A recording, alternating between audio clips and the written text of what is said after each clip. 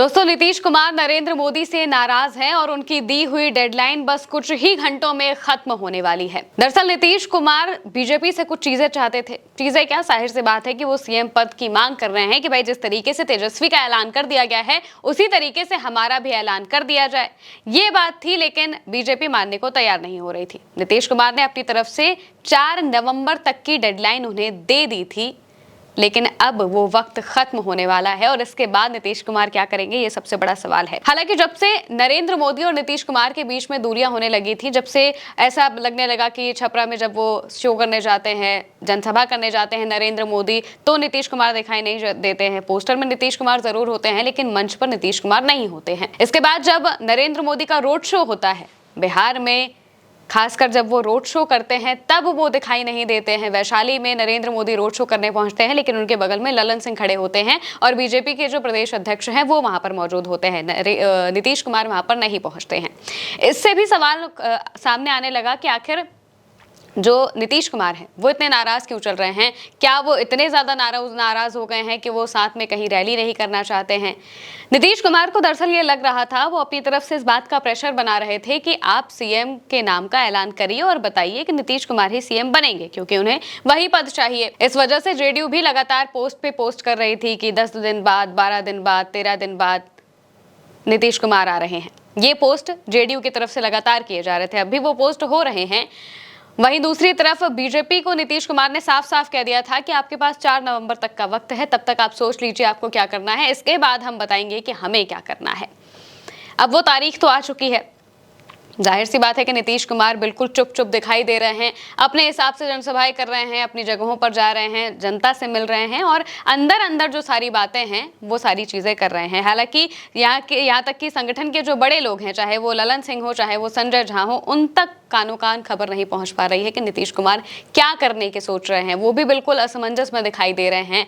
ललन सिंह मोकामा में अपने चुनाव प्रचार की तैयारियां कर रहे हैं, अनंत सिंह के लिए वो चुनाव प्रचार में उतरे हैं। संजय झा भी अपने अपने काम में लगे हुए हैं। वहीं दूसरी तरफ आप बीजेपी के नेताओं को देखेंगे तो चाहे वो अमित शाह हो, नरेंद्र मोदी हो या बाकी कोई भी हो, बीजेपी के नेताओं के साथ नीतीश कुमार मंच शेयर करते हुए दिखाई नहीं दे रहे हैं। कहीं पर भी ऐसी कोई तस्वीर सामने नहीं आई है जिसमें बीजेपी के नेता या उनके प्रत्याशियों के साथ जो नीतीश कुमार है वो दिखाई दे। वो ज्यादातर अपने इलाकों में और अपने प्रत्याशियों के लिए वोट मांगते हुए दिखाई दे रहे हैं। जहां पर भी जनसभाएं वो भी कर रहे हैं, लगातार जनसभाएं कर रहे हैं और जहां पर भी वो जा रहे हैं अपने प्रत्याशियों, खासकर अपने प्रत्याशियों के लिए ही वो जनसभाएं कर रहे हैं और उसमें कहीं पर भी बीजेपी के कोई नेता कार्यकर्ता शेयर नहीं हो रहे हैं। उनकी कहीं पर भी कोई तस्वीर ऐसी नहीं सामने आ रही है।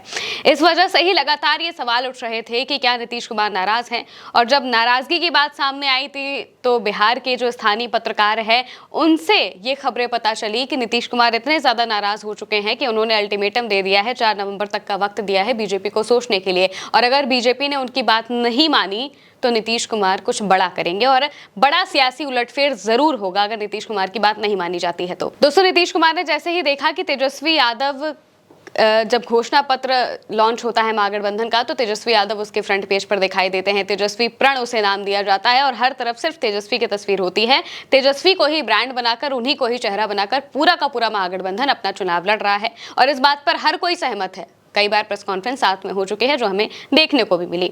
अब नीतीश कुमार को लगा था कि हम अपनी तरफ से चीजें करेंगे और संकल्प पत्र जब बीजेपी का घोषणा पत्र सामने आएगा तो वहां पर ऐलान कर दिया जाएगा कि जो सीएम है वो वही बनेंगे।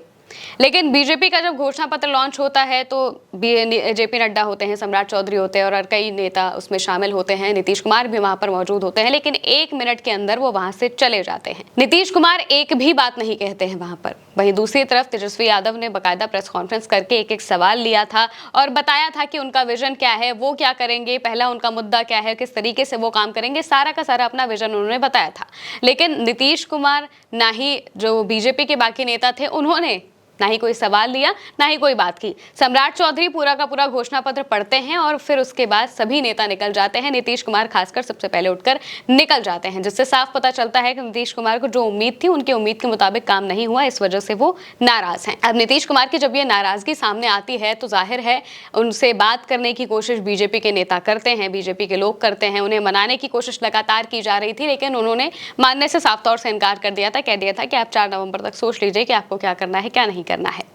अब इसके बाद जो बिहार के पत्रकार हैं उनकी तरफ से ये बातें कही जा रही हैं कि जैसे ही 4 नवंबर की तारीख बीतेगी उसके बाद नीतीश कुमार कोई बड़ा फैसला कर सकते हैं। अब हो सकता है कि ये फैसला अंदर अंदर हो, बाहर तक ना आए, और जब नतीजे आए, नतीजे के बाद ये बात पता चले कि भाई नीतीश कुमार ने कोई फैसला लिया था। या फिर हो सकता है कि नीतीश कुमार पूरी तरह से शांत हो जाए, चुप हो जाए और वो 14 नवंबर का इंतजार करे। 14 नवंबर को जब जनता का फैसला आएगा उसका इंतजार करे और उस वक्त वो अपनी बात बताएं कि भाई उन्होंने क्या सोचा है, उन्हें क्या करना है। क्योंकि ये बात अब वो भी अच्छी तरीके से समझ रहे हैं कि जैसे ही 14 नवंबर की तारीख आएगी, अगर जेडीयू को बहुत अच्छा बहुमत नहीं मिलता है, उनको वो काफ़ी ज़्यादा सीटें अगर हार जाते हैं तो उनकी पार्टी टूटेगी। ये बात वो भी अच्छे से समझ चुके हैं, क्योंकि ललन सिंह और संजय झा जैसे जो लोग हैं जो कि बीजेपी के साथ खास तौर से दिखाई दे रहे हैं, उनकी भाषा में बोलते हुए दिखाई दे रहे हैं। अमित शाह की बात को ही ललन सिंह ने दोहराया था और कहा था कि विधायक दल की जब मीटिंग होगी तब पता चलेगा कि सीएम कौन बनेगा। नीतीश कुमार को सीएम बनने की बात उन्होंने भी नहीं कही थी और वही बात दोहराई थी कि नीतीश कुमार के नेतृत्व में ही हम लोग चुनाव लड़ रहे हैं, लेकिन जब दल की बैठक होगी उसके बाद पता चलेगा कि कौन सीएम बनेगा, कौन नहीं बनेगा। अब ये बात जब जेडीयू के इतने बड़े नेता कह रहे हैं, पूर्व राष्ट्रीय अध्यक्ष कह रहे हैं, तो जाहिर सी बात है कि इस बात में बहुत ज्यादा दम तो होगा ही। और साथ ही ये भी हो सकता है कि बीजेपी ने उन्हें कहा हो कि आप इस तरीके से बयानबाजी दीजिए। अब ये भी कई बार ऐसी खबरें निकलकर सामने आ रही हैं कि ललन सिंह की बीजेपी के साथ साठगांठ हो चुके हैं और वो उस तरीके से सारी काम कर रहे हैं और उन्हीं के इशारों पर चलते हुए दिखाई दे रहे हैं। यानी कि नीतीश कुमार एक तरफ अकेले होते जा रहे हैं और बीजेपी ने जो जिस बात के लिए बीजेपी जानी जाती है क्षेत्रीय पार्टियों को तोड़ने के लिए, वही काम करते हुए वो दिखाई भी दे रही है, ताकि नीतीश कुमार कमजोर हो जाए और नीतीश कुमार पर प्रेशर बनाकर वो ये बात उनसे कबूल करवा ले कि ठीक है आप अपना सीएम बनवा लीजिए, जिस तरीके से एकनाथ शिंदे के साथ किया गया था।